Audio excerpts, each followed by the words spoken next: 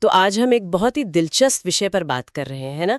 ये rich dad poor dad वाले जो विचार हैं उन पर। हाँ, बिल्कुल। खासकर ये जो दो अलग-अलग रास्ते बताए गए हैं पैसा बनाने के। सही। हमारे पास जो जानकारी है वो पैसे को लेकर दो एकदम अलग सोच को दिखाती है। और शुरुआत भी बड़ी कैची लाइन से होती है। दो लोग, दो सोचें। हाँ, मतलब यहीं से टोन सेट हो जाता है कि कुछ बिल्कुल विपरीत विचारों की बात होने वाली है। बिल्कुल।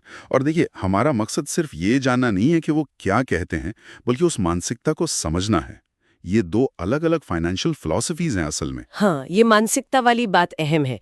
तो एक तरफ है वो जिन्हें स्रोत पुअर डैड कहता है, उनकी सोच क्या है? वो पारंपरिक सोच है, मतलब जो हम अक्सर सुनते आए हैं। जैसे कि अच्छी पढ़ाई करो, हाँ, अच्छी नौकरी ढूंढो और सबसे जरूरी, सुरक्षित रहो। सिक्योरिटी पर बहुत जोर है। ये तो बहुत कॉमन सलाह है। ज्यादातर लोग शायद इसी को फॉलो करते हैं या करना चाहते हैं, स्टेबिलिटी वाली बात। एग्जैक्टली और ये सोचना थोड़ा रिस्क से बचने वाली है। मतलब एक फिक्स्ड इनकम हो, रिटायरमेंट प्लान हो, समाज में अक्सर इसी को सफलता माना जाता है। एक सेफ करियर। लेकिन फिर कहानी में ट्विस्ट आता है।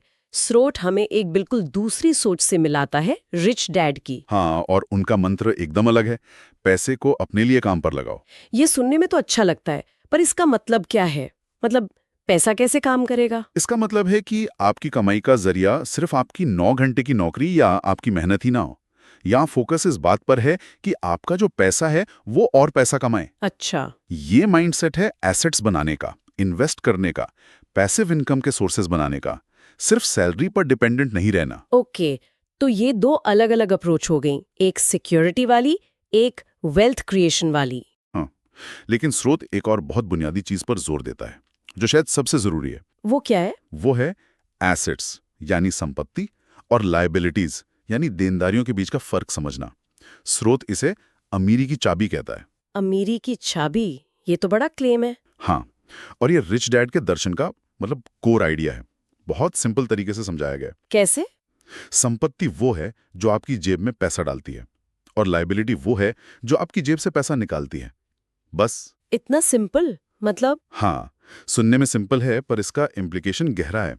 स्रोत ये भी कहता है कि कई बार जिसे लोग अपने सबसे बड़ी संपत्ति मानते हैं, जैसे कि अपना घर। हाँ, घर तो सबसे बड़ा एसेट ही मानते हैं सब। बिल्कुल। पर रिच डैड के नजरिए से वो असल में एक बड़ी लायबिलिटी हो सकती है। लायबिलिटी? कैसे? क्योंकि वो लगातार जेब से पैसा निकालती है। लोन की किश्तें, मेंटेनेंस का खर्चा, प्रॉपर्टी टैक्स, ये सब पैसा ले जाते हैं, देते नहीं। जब तक कि वो घर किराया ना कमा रहा हो तब तक वो लायबिलिटी है। ओह, ये तो सोचने वाली बात है। मतलब आम धारणा से बिल्कुल उल्टा। एग्जैक्टली। तो स्रोत के हिसाब से अमीर बनने का रास्ता है ज्यादा से ज्यादा ऐसी संपत्ति जमा करना जो इनकम दे और ऐसी देनदारियों को कम करना जो पैसा खाएं। हाँ, तो ये सिर्फ ज्यादा कमाने की बात नहीं है। नहीं, बिल्कुल नहीं।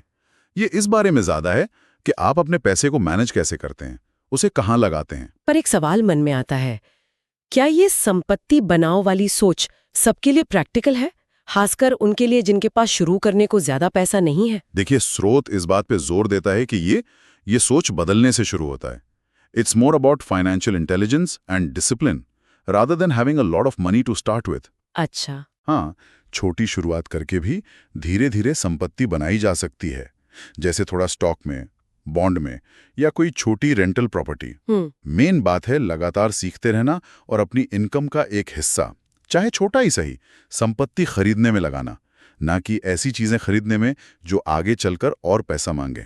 तो अगर हम पूरी बातचीत को समेटें, तो बेसिकली दो बिल्कुल अलग फाइनेंशियल स्ट्रैटेजीज हैं। हाँ, एक तरफ वो पारंपरिक रास्ता, नौकरी से सुरक्षा, और दूसरी तरफ संपत्ति बनाकर फाइनेंशियल फ्रीडम पाना। बिल्कुल सही कहा। और इन दोनों के बीच का जो सबसे बड़ा फर्क है वो संपत्ति और देनदारी की समझ है। हाँ, ये पॉइंट बार बार आ रहा है। और स्रोत के मुताबिक इसी समझ को डेवलप करना और उस पर एक्शन लेना, वही रिच डैड का रास्ता है। ये वाकई एक अलग नजरिया देता है सोचने का। हाँ, और यहीं से एक विचार श्रोताओं के लिए भी निकलता है। क्या? जरा सोचिए, अगर कोई अपने रोजमर्रा के फाइनेंशियल डिसीजन को, चाहे वो एक नई कार खरीदना हो या छुट्टियों पर जाना हो या कोई लेटेस्ट गैजेट लेना हो, इस लेंस से देखना शुरू करे, क्या ये चीज मेरे लिए संपत्ति बन रही है या देनदारी? Interesting thought. तो उसके ओवरऑल फाइनेंशियल आउटलुक और फैसलों में क्या बदलाव आ सकता है। ये उन प्रिंसिपल्स को असल जिंदगी में टेस्ट करने जैसा होगा जिनकी बात स्रोत करता है। सोचने के लिए एक अच्छा पॉइंट है।